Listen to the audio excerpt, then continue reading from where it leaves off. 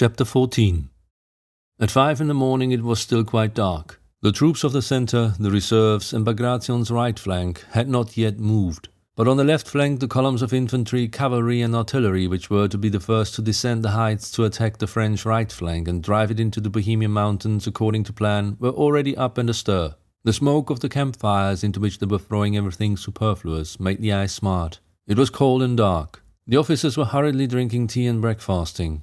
The soldiers munching biscuit and beating a tattoo with their feet to warm themselves, gathering round the fires, throwing into the flames the remains of sheds, chairs, tables, wheels, tubs, and everything that they did not want or could not carry away with them. Austrian column guides were moving in and out among the Russian troops and served as heralds of the advance. As soon as an Austrian officer showed himself near a commanding officer's quarters, the regiment began to move. The soldiers ran from the fires, thrust their pipes into their boots, their bags into the carts, got their muskets ready and formed rank. The officers buttoned up their coats, buckled on their swords and pouches and moved along the ranks shouting. The train drivers and orderlies harnessed and packed the wagons and tied on the loads. The adjutants and battalion and regimental commanders mounted, crossed themselves, gave final instructions, orders and commissions to the baggage men who remained behind, and the monotonous tramp of thousands of feet resounded. The columns moved forward without knowing where, and unable from the masses around them, the smoke, and the increasing fog to see either the place they were leaving or that to which they were going.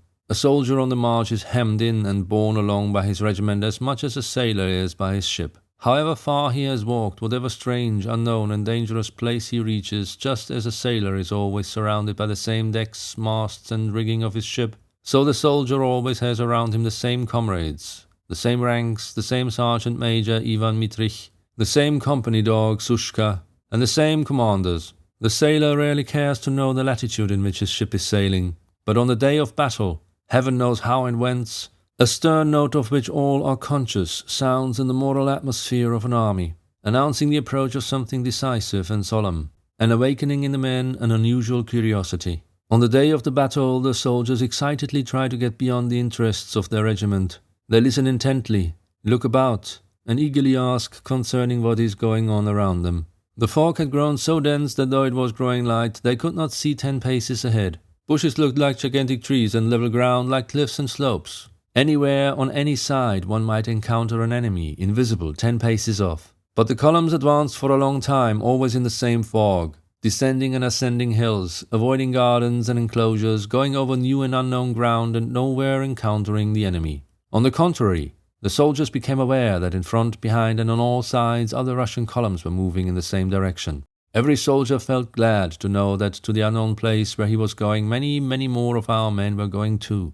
"There now, the Kurskis have also gone past," was being said in the ranks. "It's amazing, my brothers. What a lot of our troops have gathered. Last night I went to see how the campfires were laid out, and there was no end in sight. A regular Moscow." Though none of the column commanders rode up to the ranks or talked to the men, the commanders, as we saw at the Council of War, were out of humour and dissatisfied with the affair, and so did not extend themselves to cheer the men, but merely carried out the orders. Yet the troops marched gaily, as they always do when going into action, especially to an attack. But when they had marched for about an hour in the dense fog, the greater part of the men had to halt, and an unpleasant consciousness of some dislocation and blunder spread through the ranks. How such a consciousness is communicated is very difficult to define. But it certainly is communicated very surely, and flows rapidly, imperceptibly and irresponsibly as water does in a creek. Had the Russian army been alone without any allies, it might perhaps have been a long time before this consciousness of mismanagement became a general conviction. But as it was, the disorder was readily and naturally attributed to the stupid Germans, and everyone was convinced that the dangerous muddle had been occasioned by the sausage-eaters. "Why'd we stop? The way's blocked? Or have we already run into the French? No, can't hear them. They'd be firing if we had. First they rush us off and off we raced. Now we're just standing around in the middle of a field for no rhyme or reason. It's all those damned Germans messing us up. What stupid devils! Yes, I'd send them on in front, but no fear. They're crowding up behind. And now here we stand hungry. I say, shall we soon be clear? They say the cavalry are blocking the way," said an officer. "Ah, those damned Germans! They don't know their own country," said another. "What division are you?" shouted an adjutant riding up. "The 18th. Then why are you here? You should have gone on long ago. Now you won't get there till evening." "What stupid orders! They themselves don't know what they're doing," said the officer and rode off. Then a general rode past, shouting something angrily, not in Russian. "Tafalafa! But what he's jabbering no one can make out," said a soldier, mimicking the general who had ridden away.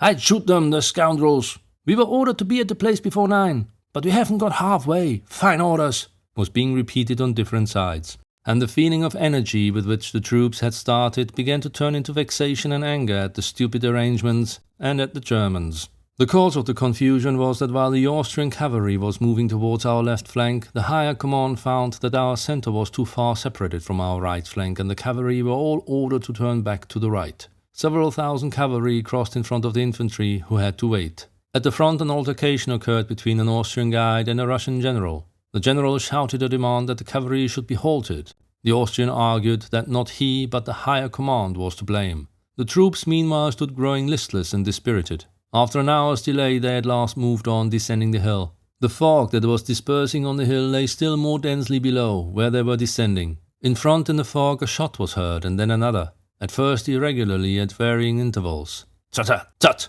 And then more and more regularly and rapidly, and the action at the Goldbach stream began. Not expecting to come on the enemy down by the stream, and having stumbled on him in the fog, hearing no encouraging words from their commanders, and with a consciousness of being too late spreading through the ranks, and above all being unable to see anything in front or around them in the thick fog, the Russians exchanged shots with the enemy lazily, and advanced and again halted, receiving no timely orders from the officers or adjutants, who wandered about in the fog in those unknown surroundings, unable to find their own regiments. In this way the action began for the first, second and third columns, which had gone down into the valley. The fourth column, where Kutuzov was, stood on Pratzen Heights. Below where the fight was beginning there was still thick fog. On the higher ground it was clearing, but nothing could be seen of what was going on in front. Whether all the enemy forces were, as we supposed, 6 miles away, or whether they were nearby in that sea of mist, no one knew till after 8 o'clock. It was 9 o'clock in the morning. The fog lay unbroken like a sea down below.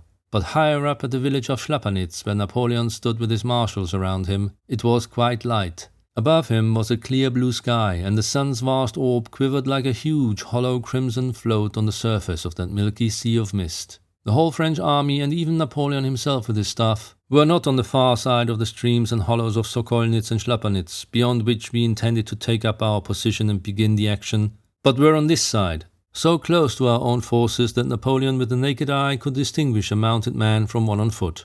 Napoleon, in the blue cloak which he had worn on his Italian campaign, sat on his small grey Arab horse a little in front of his marshals. He gazed silently at the hills which seemed to rise out of the sea of mist and on which the Russian troops were moving in the distance, and he listened to the sounds of firing in the valley. Not a single muscle of his face, which in those days was still thin, moved. His gleaming eyes were fixed intently on one spot. His predictions were being justified. Part of the Russian force had already descended into the valley towards the ponds and lakes, and part were leaving these Pratzen Heights which he intended to attack and regarded as the key to the position. He saw over the mist that in a hollow between two hills near the village of Pratzen, the Russian columns, their bayonets glittering, were moving continuously in one direction towards the valley and disappearing one after another into the mist. From information he had received the evening before, from the sound of wheels and footsteps heard by the outposts during the night, by the disorderly movement of the Russian columns, and from all indications he saw clearly that the Allies believed him to be far away in front of them, and that the columns moving near Pratzen constituted the centre of the Russian army,